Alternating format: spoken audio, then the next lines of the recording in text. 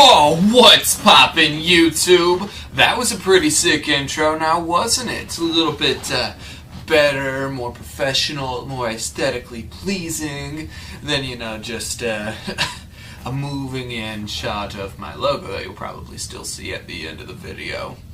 But yeah, what's poppin'? Extra Thick Games, back at it again after, what, it had to have been about a week now, right? Now, I know you all probably, all 5 of you have probably been worried sick that I had just fallen off, or maybe maybe I had drunken myself into oblivion after the last 2 videos. But rest assured, no, the apocalyptic hangover from those 2 videos has not subdued me this time. No, I do have to apologize for the delays in videos as of this week. It was just unforeseen circumstance after unforeseen circumstance, putting more and more delays on these videos of mine, right? Cards that I had ordered several weeks ago that were supposed to have been here by now, not arriving, so I couldn't make some of these deck profiles and other videos that I had planned for you. Because of that, I couldn't even go to my locals today because my decks aren't complete, right? My Crunchyroll account was knocked down due to storms in the area, so I couldn't watch the latest episode of Yu-Gi-Oh! VRAINS until recently, so I couldn't get a good review video for you guys, and just that sort of thing, just kind of piling up and piling up and piling up. But some of those cards still aren't here, so I know I've got a deck profile I can probably pump out for you pretty soon, but the main one, it's coming at some point as soon as I get all the right things for it. I'm not about to use proxies or do it on Dueling Book because I've invested too much in this deck to just make the video like that, right? But on another topic, we had a ban list come out very recently, as I'm sure all of you, my viewers, are aware. And yeah, Konami did it.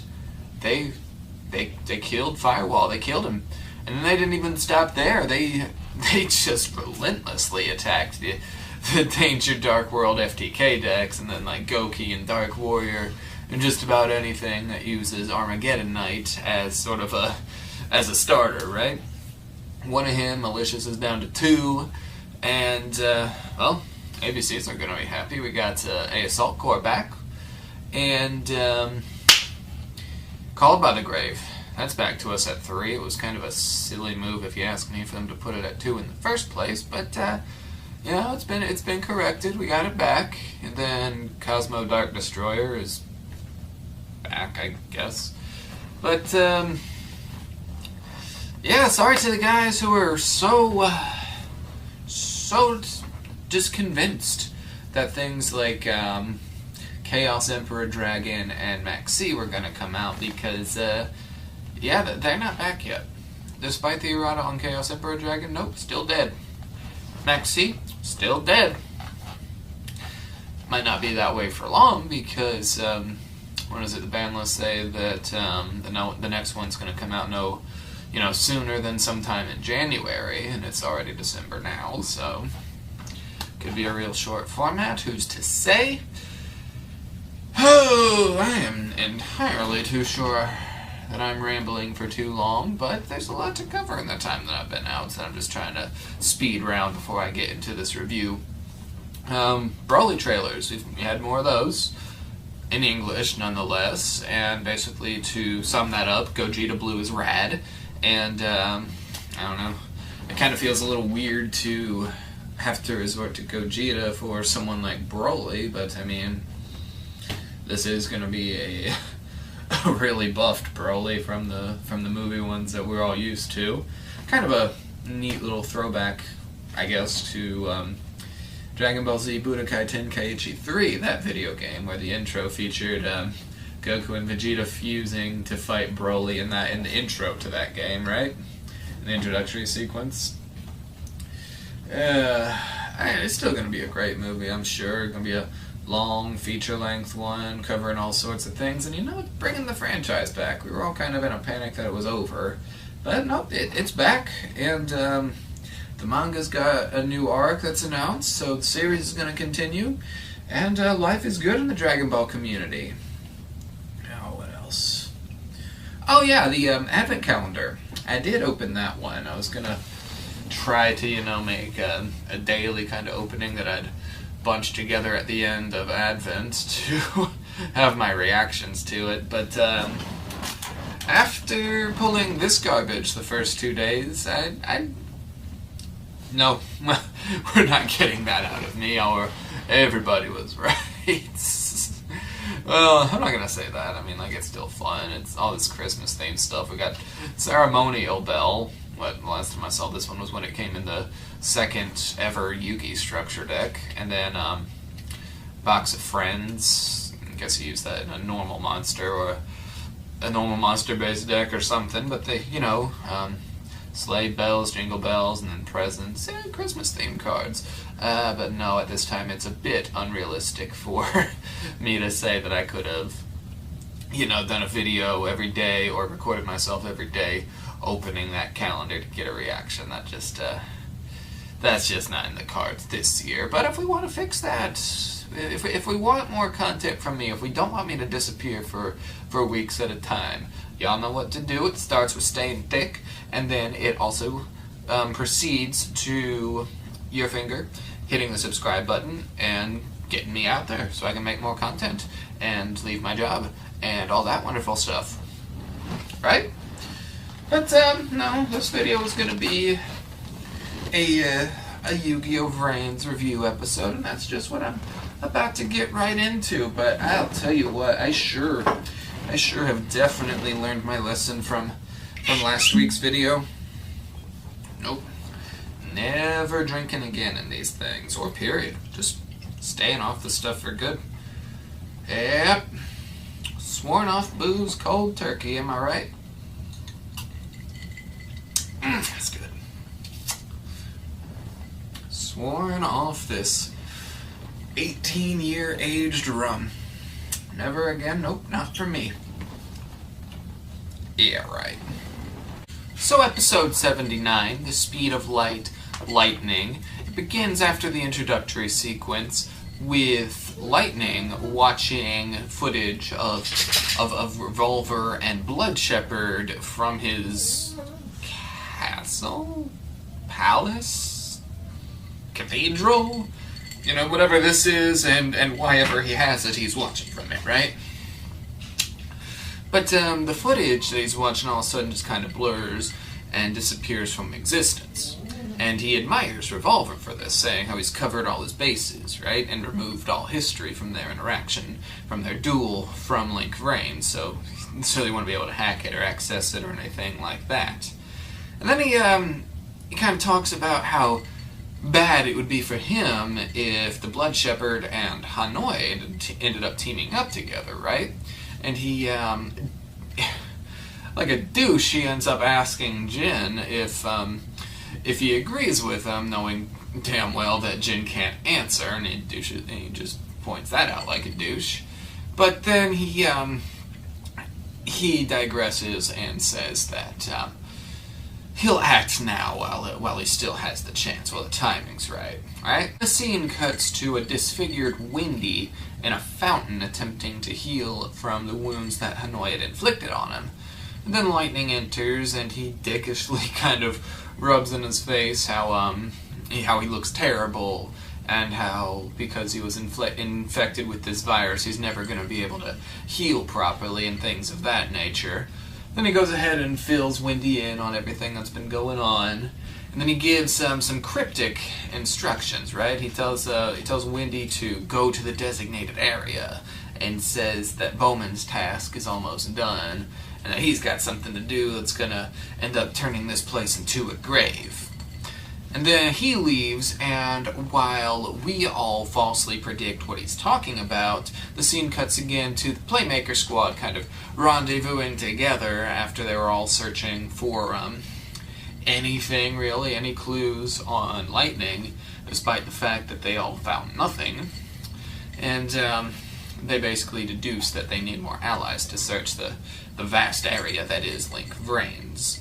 And the Ghost Girl then reflects back to Blood Shepherd when they mention they need more allies. And the scene skips forward to them back in the real world, right? We've got the Blood Shepherd in the real world in his human form, attending to his father's grave and putting some spider lily flowers on it.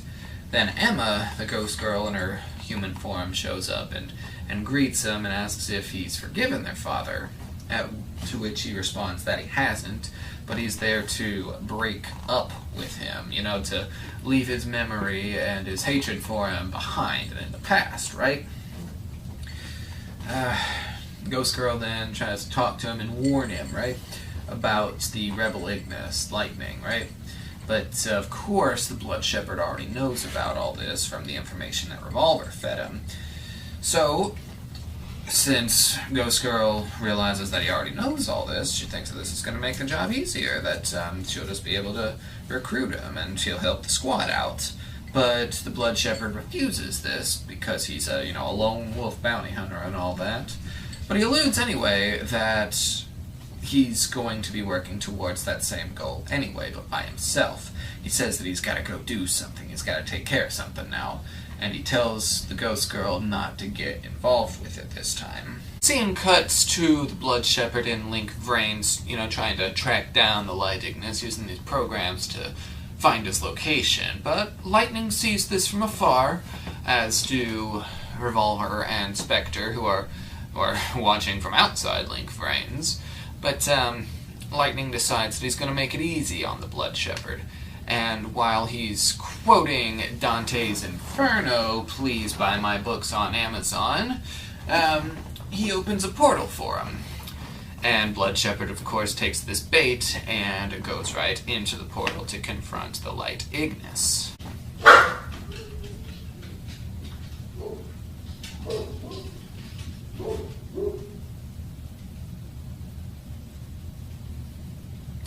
So Blood Shepherd arrives in the palace from before to see Lightning sitting there reading a book, presumably mine. And, they have their introductions to each other, and they got a little bit of a back and forth squabble over who's superior, the humans or the Ignises. And this, of course, leads to the challenge of a duel, where Lightning says that in a duel with him, everything's on the line, right? Their very existence is on the line. Blood Shepherd accepts this, saying that he's a bounty hunter, so every time he has a job, his very existence is on the line. Meanwhile, Kusanagi from outside is able to give Playmaker and his squad the coordinates to the portal that Lightning left open, so that they can find it and enter, which they do, of course. And Revolver and Spectre are still watching from outside, and they see them go in, so they decide to log in and observe as well. So the Playmaker squad arrives, much to Lightning's delight, actually. He said that he had hoped that they would come, because he wanted to invite them too, to see this as spectators. So I asks one of the more obvious questions, that why is Blood Shepherd there? Why did he invite him? Their squabble was with mostly Playmaker and Hanoi, right? But Lightning responds that his own squad consists of really only himself, Bowman, and Wendy. He don't have that many numbers. In that area, he's at a severe disadvantage. So if Blood Shepherd teamed up with the rest of them, that would spell out severely bad news. So he savagely says that he wants to take out the weakest foes first. This enrages the Blood Shepherd, and they begin their duel, with the Blood Shepherd making the first move. And he ends on the same board that we've seen him use in his past two duels, with the Link 3 Battle Drone General being able to revive the Link 2 Battle Drone Warrant that he sort of Link climbed into to be able to summon General, and then he sets one face down card. Lightning then takes his move, and he's able to, I guess, use this Colosseum-looking field spell to support his Armatos archetype, and he uses this field spell to recycle his resources to assemble a board of 3 Roman soldier-style link monsters. Armatos Legios is what their names all start with. And then he's able to use, of course, the link spell Judgment Arrows. The Blood Shepherd, however, was prepared for this, due to Revolver, kind of warning him that they had this this link spell, and that they'd be using it against him. So he had prepared for it. And just as Lightning was about to go for a game, because he had a winning board with Judgment Arrows being able to double all his link monsters' attack points, the Blood Shepherd activates one of his trap cards, which negates and absolutely destroys Judgment Arrows in this enormous overkill pillar of fire. And he's thinking it's going to basically get him a wide open board on his opponent's side, because when the Judgment Arrows are destroyed, it destroys all the monsters that the arrows point to, so it's supposed to wipe out Lightning's entire board. However, he is able to use the effects of one of his Armatos Legios to tribute itself to save the other 2, meaning he is still able to use one of his monsters to go in and attack Battle Drone Warrens and deal a minimal amount of damage. But that was a good move on the Blood Shepherd's part, because he lost one monster and only took 500 points of damage, as opposed to having game happen to him on his opponent's first turn. So before he makes his next move, the Blood Shepherd starts quoting my books at Lightning, and the episode ends. Alright, so that was this episode. Not bad, not bad. I have to admit, I am loving all this Blood Shepherd support that we've been getting in the past few arcs. We hadn't really seen much get done with him, but unfortunately this is probably where we're going to end up losing the character, at least until the end of the season. Guys, there's absolutely no way that Blood Shepherd is going to end up taking down Lightning, the big bad of this entire season, by himself, especially when this is the first time we're seeing what Lightning is made of. No, Blood Shepherd's going down here. And then we're going to lose that character. But I mean, Lightning did have a point. He's kind of a good scapegoat to have to demonstrate his own power. And it's so far been a pretty entertaining duel. It's not looking like it's going to be one-sided at all. It's not like they're just totally power creeping the Blood Shepherd out of relevance. No, he was able to destroy the Judgment Arrows on turn 1. Card that Playmaker had trouble with every single time that Bowman used it against him. No, Blood Shepherd's doing just fine. This is the first half of a duel episode, so there's not a whole lot to cover here. The action's it's picking up. The plot's coming around. Glad to see this happening. I really am. And only time will tell how this is going to turn out and where the season's going to go from here.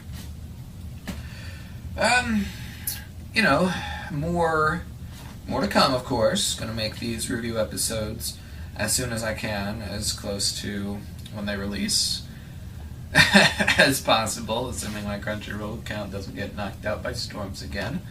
I should have a deck profile for you guys pretty shortly. And if my mail comes in, I'll have, 2 deck profiles. One is just going to be absolutely amazing. I can't wait to showcase what I've come up with for you guys. And then there's one thing I'm waiting for in the mail that I'd like to make another video with. No, yeah, the content's coming. And with Smash Ultimate coming out this week, I'm going to do my best to get my hands on a Nintendo Switch and get that game and figure out how captured cards work, so I can make more gaming content for you guys.